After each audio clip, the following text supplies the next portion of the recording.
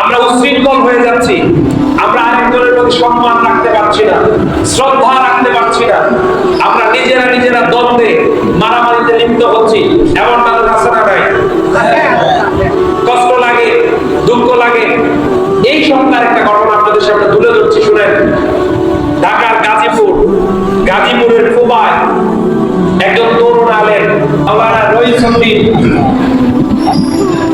তাকে রূপ থেকে ডেকে নিয়ে পরিকল্পিতভাবে হত্যা করা হলো একটি মিথ্যা তহমত দিয়ে, যেটা এলাকার মানুষের মাধ্যমে প্রমাণিত এটা মিথ্যা বানোয়াট কল্প কাহিনী।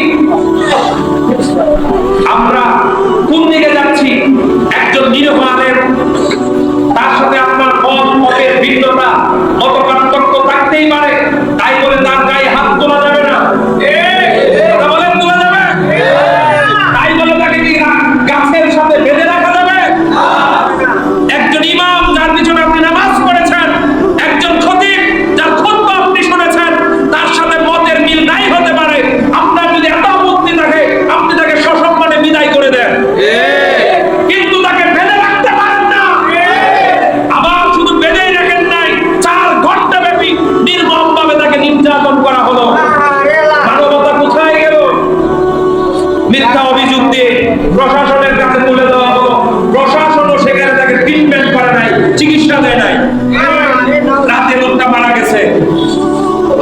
আমরা এখান থেকে বলতে চাই, এই কেরামতি মসজিদ থেকে বলছি, যারা এই হত্যাকাণ্ডের সাথে জড়িত, ভিডিও ফুটেজ অলরেডি মানুষের মোবাইলে আছে, অবিলম্বে তাদেরকে গ্রেফতার করে দৃষ্টান্তমূলক শাস্তির আওতায় আনা হোক।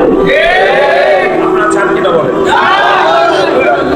একজন ইমাম, আমার কথা সোজা ক্লিয়ার, সে কোন দলে কোন মতে সেটা বিষয় নয়, তার বড় পরিচয় তিনি একজন মানুষ, তিনি একজন ইমাম, তিনি একজন খতিব। এটা হতে পারে না, সভ্য সমাজ এটা গ্রহণ করে না। তিনি একজন তরিকতপন্থী আলেম, এটাই কি তার অপরাধ?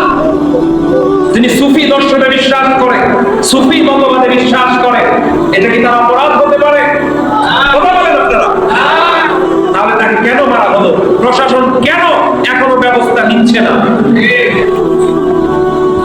রাষ্ট্রের মধ্যে গোলযোগ, বিশৃঙ্খল পরিস্থিতি তৈরি করতে কিছু পক্ষ, কিছু মানুষ উদ্বেগে থাকে। কথা বলেন না কেন? এজন্য শান্তিপ্রিয় উলামায়ে কেরামের উপর যখন নির্যাতন, নিপীড়ন নেমে আসে, তখন কিছু মানুষ কষ্ট পায়, সেই কষ্টের প্রতিবাদে তারা রাজপথে নামে। নামে না?